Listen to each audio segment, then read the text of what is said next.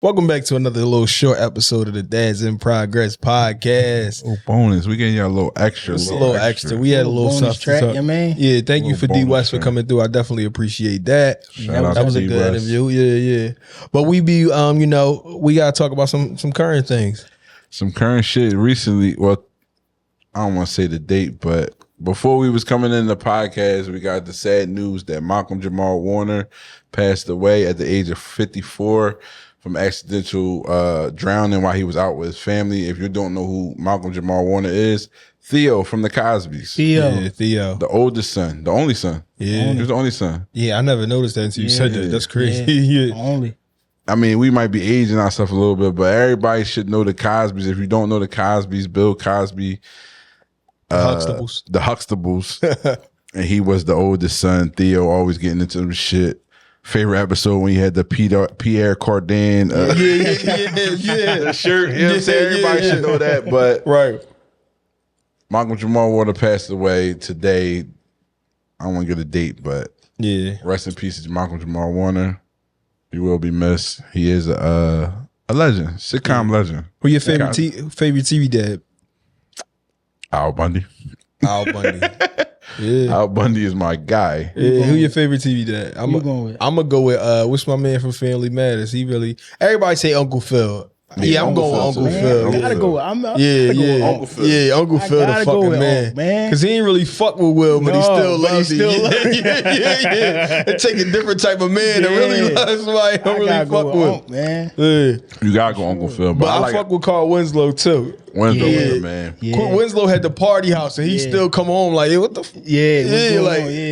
If it wasn't for the shit, would people say Cosby's? If it wasn't for the bullshit, would they say? I think Cosby is the best one because I think his show had the most teaching lessons in it. And it was a positive space. Like it got us to see a black father being what was he, a doctor? Yeah. And then the mom was a lawyer. So it was a space. It was high class black people. It showed us. Whereas though other shit might show us when you got the good times at that time where they in the projects and they poor and shit like that. You know they got on his main man because he married a white woman. Who? What's the boy James?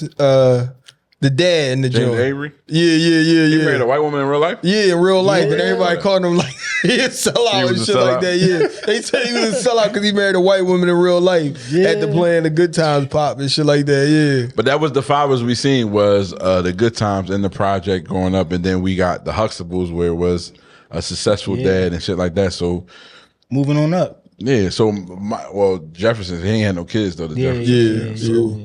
But with that, if it wasn't for the controversy with Bill Cosby, whatever case, Cliff Huxtable would she ain't even know it. Put that Molly all in her drink. Cliff Huxtable should be the all-time greatest dad to me, but my personal favorite is Al Bundy. Al Bundy was my guy. He was more like me on the couch, falling back.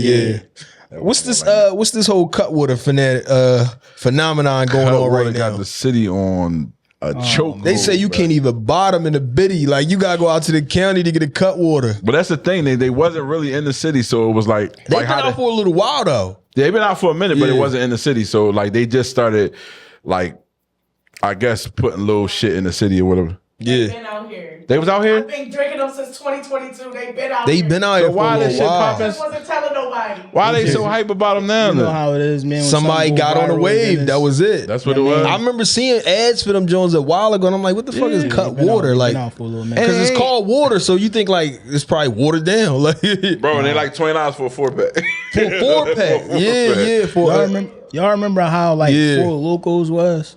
Yeah, I remember the Loco wave. Give you that?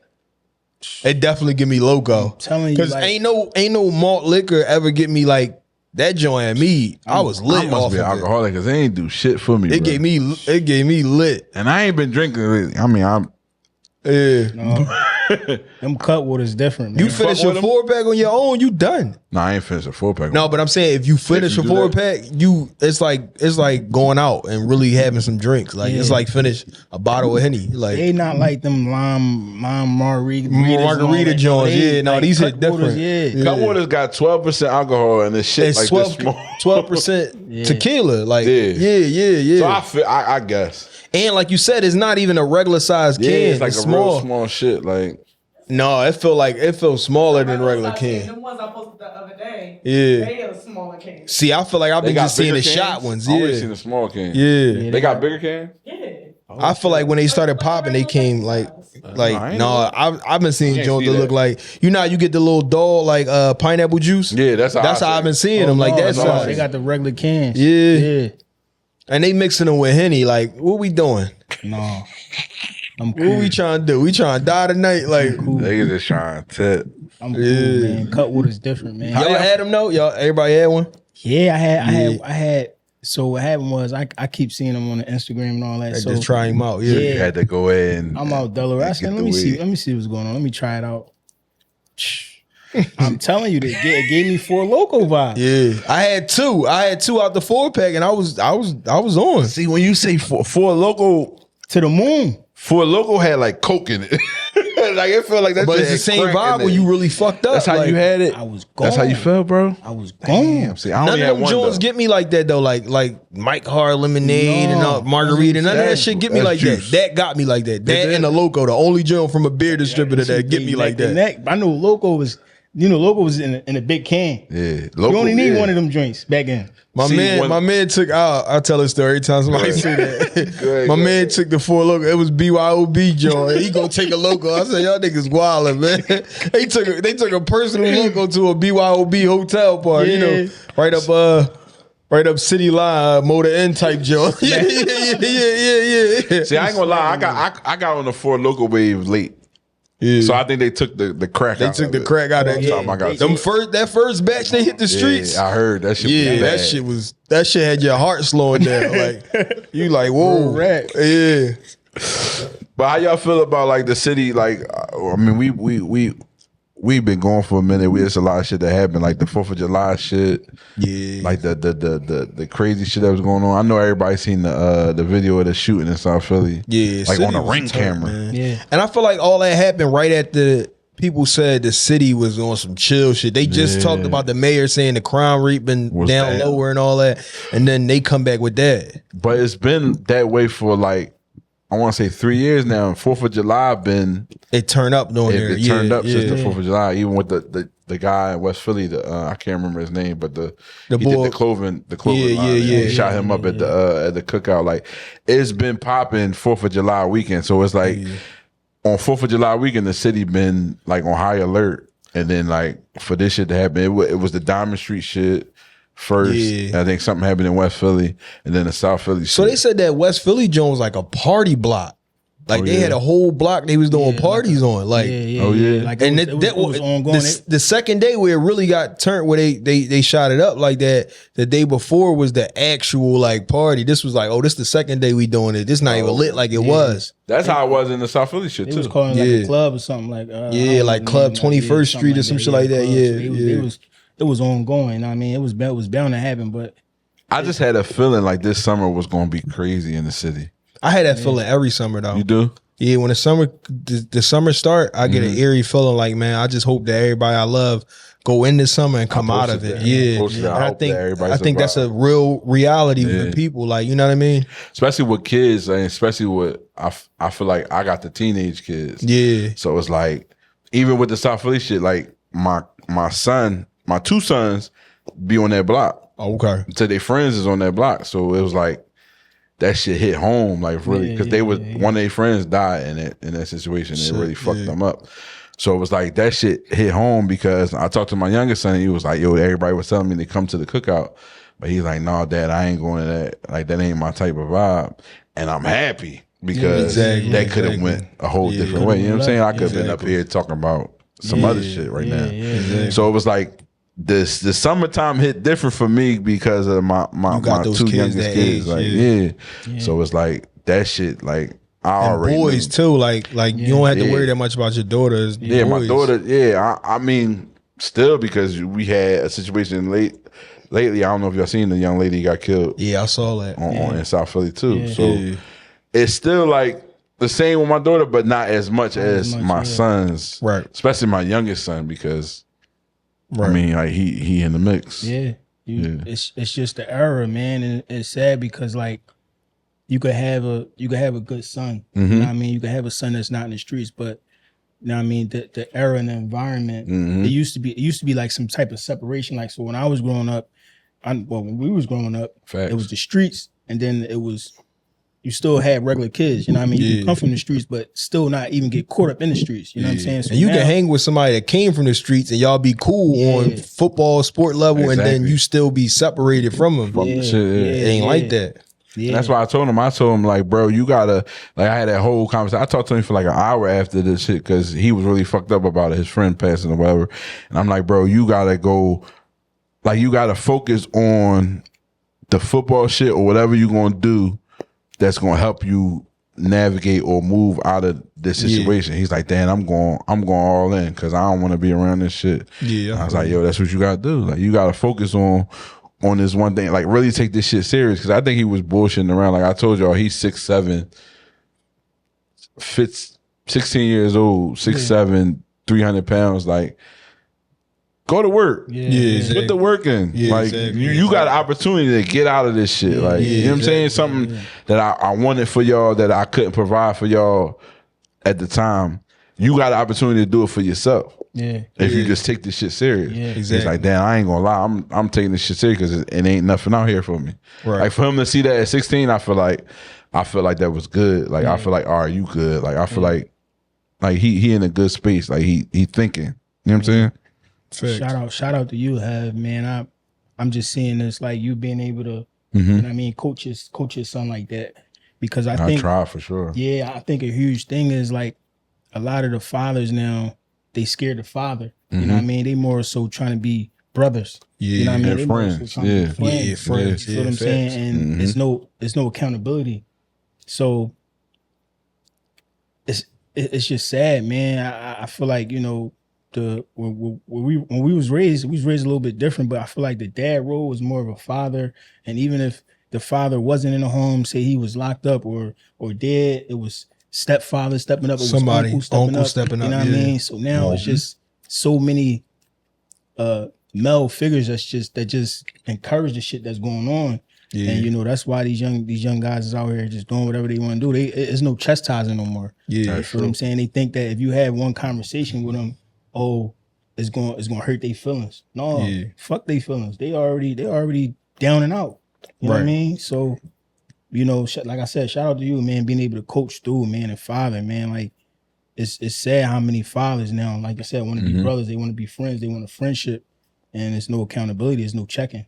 I saw Obama was on Michelle Obama. Barack Obama was on Michelle Obama. Her podcast. Everybody got a podcast. Yeah. When the former first lady got a podcast, everybody got a podcast. So she was on her podcast and she was, and I caught a clip of it because Waka Flocka had posted something negative about it, and it was Obama was articulating, like, you know, sometimes you need another man in your life other than just your father, somebody to give you some understanding of what your father might be going through, or give you some different understanding, whether that's your father best friend that's kind of like your uncle but he ain't your uncle, or your real uncle, or your grandpop, or like that other man that's in your life to give you a little understanding. Like, you can't solely feel like you can get all your wisdom from just your dad. Like, I understand, and I felt that. I was like, yo, just like, even people who say they pop not around, like, your uncle can play that part. Or your big cousin can play that part. Somebody can play that part. So it's always a man that can give you some type of perspective. Like, we shouldn't just like settle in on just one man. Like, you only can get advice from your pop. Or if getting advice from somebody else is like almost betrayal. Like, I don't feel that way. How y'all feel about it? And that's my thing. I don't know.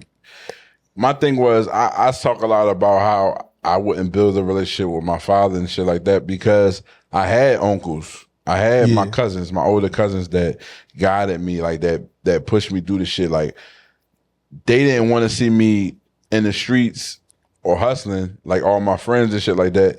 So they would give me like bread and shit like that. So I wouldn't have to do none of that shit like that because they wanted better for me and shit like that. And these is my cousins and my uncles.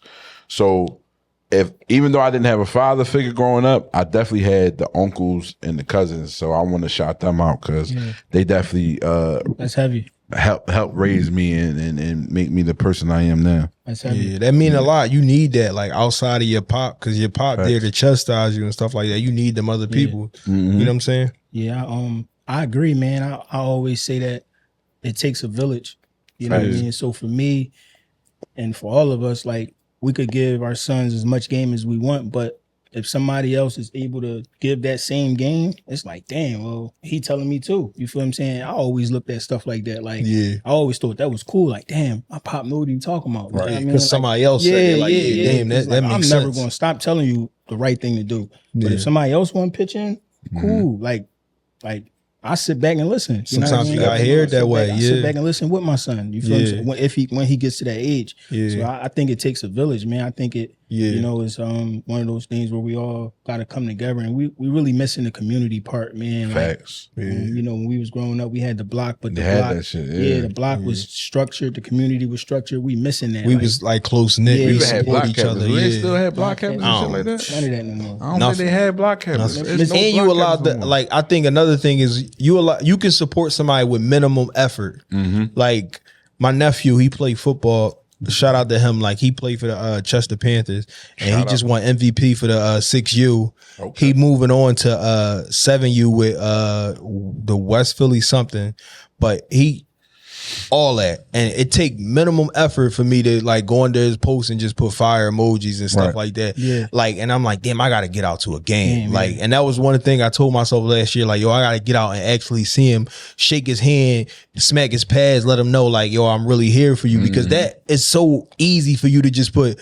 Yeah, Neff, and just throw it under the joint, and you feel like you personally did enough, but you could do more. And before we really had that community of like showing up for each other, and we don't do that shit no more. But I want to do a what men can't do. Like, you got one? Yeah, I got one. I saw this one today, and I want to let y'all know it's kind of crazy, but it's like, yo, I love these. Somebody said, and y'all gotta let me know this is a violation or not. Somebody said, as a man, I'm like, what men can't do. Men shouldn't be using, like, you ever see the joint dude wipes? Like you shouldn't use a wipe if you want. Yeah. You shouldn't use a wipe. You should go toilet paper. As a grown man, you shouldn't be using a wipe to really, you know what I mean, or no bidet or nothing like that. You gotta go straight.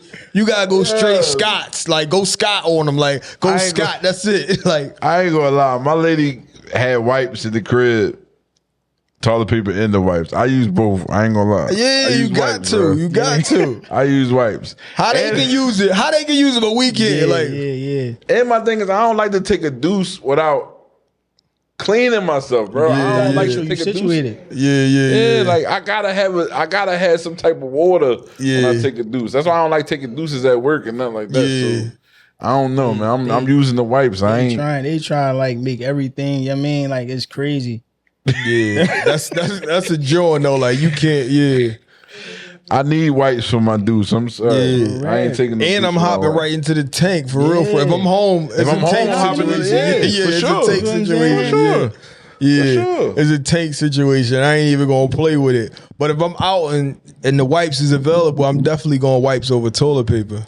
I keep wipes in the car. They're just shitty ass. Like, it's like now they just want you shitty ass in the world. Like, come on. I don't even know why we still use toilet paper. For real. Over in Europe and shit like that, they don't even use toilet paper. Like, how you just bang out and just think a thin ass piece of paper going suffice. Yeah, like, no, they ain't gonna get you right. You ever been? All right, this is a little after dark shit. You ever been with a shorty and she had like the cotton ball from the toilet paper? Well, that situation, like, but you already did now. You already you get the plucking and all that. You gotta plug it off. Like, fuck it. She Like, don't know what's going on. You gonna plug I had Shorty send me a little attachment. She like, don't mind the, you know what I mean? she should have attached it with the. No, she She violated. did. She was like, don't mind the joint. I was like, she violated. I ain't tripping. No, she violated. Clean that shit up.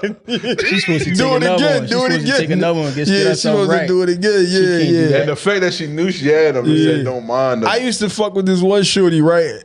She'd throw powder in her shit just so you know we wouldn't fuck.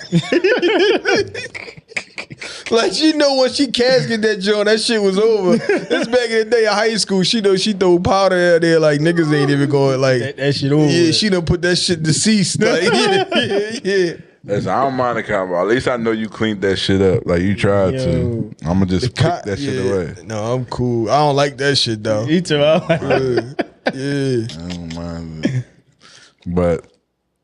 But this was a little extra little section. What we gonna call? We still don't know what we gonna call it. We gonna be honest with Call you. it something. We gonna call it Bonus something. joint, man. We get Hold on. Let's talk about. Hold on, before we go, we got a couple minutes. The strike. How y'all feel about that strike shit? Did they fuck y'all up? Like the trash? What you? I never felt it because now, mind you, I don't want to drop Relly address, but I don't live too far from Relly. Like, so Relly made sure the hood. She made sure the hood y'all was good. Cool. No, it started after her. So you know, June 30th started was a Monday. Right. That's my day. Tuesday they started the first day of the fiscal year. Okay. So we only miss one trash day. Like the next Monday around, that was it. My shit is Thursday, so I missed that. Then when they signed the contract, I missed it again. So my shit was fucked up. And then where I work at, that's our union. So I'm calling myself riding for the union. I can't take the shit to a dump site. So I'm in the crib with trash. Like, yo, this shit killing me. Piling up, bro. Piling up. Y'all niggas out of pocket because y'all start making y'all own dump sites. Y'all start taking shit that wasn't trash there. Like, that was out of pocket. Bro, even the whole state road had trash all over the shit. Niggas was dumping this shit anywhere, bro. Like, anywhere. Like, it was like, fuck it. Toss that shit out the fucking window. That shit was crazy. I mean, it brought hustlers out of people, though. Motherfuckers got a U-Haul. How you feel about that, though? I don't know. How you feel about that, Fa? The niggas, they took it as an opportunity and just like... I felt like I ain't agree with it, bro. I ain't agree with it because for me, it was like they standing for something. You know what I'm saying? We all standing for something, man. You know, it felt house slavish. You gonna do this shit. All right, $20 a crib. Like, yo, they sitting here. And then I seen comments with people saying, "Oh, they don't deserve." Like, bro, that shit be hot as shit out there, motherfuckers. Yo, they talking about they pick people picking up cats and dogs and dead bodies. Like, you don't know what you gonna run into as a trash man, bro. Nothing is predicted, bro. And then you got the rats that's in there. Like, why you picking this shit up? Maggots and shit, bro. Leaking. Like, come on, bro. Like, I mean, it's bad, bro. Like, so I just felt like they took an opportunity to just like kind of like downplay their work. That's the only thing I ain't like. It's like it's been times where, you know, if you got a dump truck, where people do parties and people do certain shit. Nobody ain't say, damn, I can go do this or I can go do that on the weekends where people can't go pick trash up. You feel what I'm saying? I just felt like they took an opportunity to jump on their toes. I ain't really like that, bro. I ain't gonna lie. I ain't gonna lie. I ain't really agree with it. It wasn't the same like as COVID when niggas was forced to like get money and hustle. And hustle things. They took like these was people that was standing for something and you cut their legs from underneath them. Yeah, exactly. But then made it feel like their job wasn't hard. It's like, man, that shit hard labor, bro. You outside, I mean, 90 degrees, you driving blocks, you throwing, I seen somebody told me, like, boy was telling me like how strong he got just from throwing the bags in the truck. Like, I mean, they ain't trying to always walk into the truck. They like this, they throwing a yard. Like, that's a skill. And it's one of the few city jobs that you can have like a felon and still get hired. So that means something. And this city is one of the few places that still employ people. Exactly. So much of that stuff is done by other organizations. Like you go to some cities, they got Aqua doing the water. Yep. They got a different company doing the trash. They got a different company doing the jails. Like, all that stuff is out of the city hands. Yeah. Right. Like, and you ain't getting the same opportunities you would get as a city job. Like that used to be a thing, and they do need to bring the reputability back of a city job. It ain't what it used to be, but I ain't gonna lie. One more thing before we go, like, like when I was growing up, like it was like encouraged, like, hey, if you don't like go be a trash man, like I thought it was like that was the thing. I thought it was more. It was like, yo, if all fails, I don't go to college. Like, yo, I'm just gonna dump this trash. I'm gonna run the bag up. Yeah. And now I'm seeing that they still making the same thing that I was talking about when I was 18. Back then, it was good money back then, and they 31? still, or they basing that they gotta do OT. You feel what I'm saying? Yeah. So that's just how I always looked at trash. Because I told my mom, I was like, I want to drive a cab. She's like, no, be a trash man. But this is our bonus episode. Thank you for sitting there with us. We talking our shit. We signing out. We signing out. Hit them with the logo. Hit them with the slogan. Same as usual. You in progress, you're not failing, man. It's a dip. We out.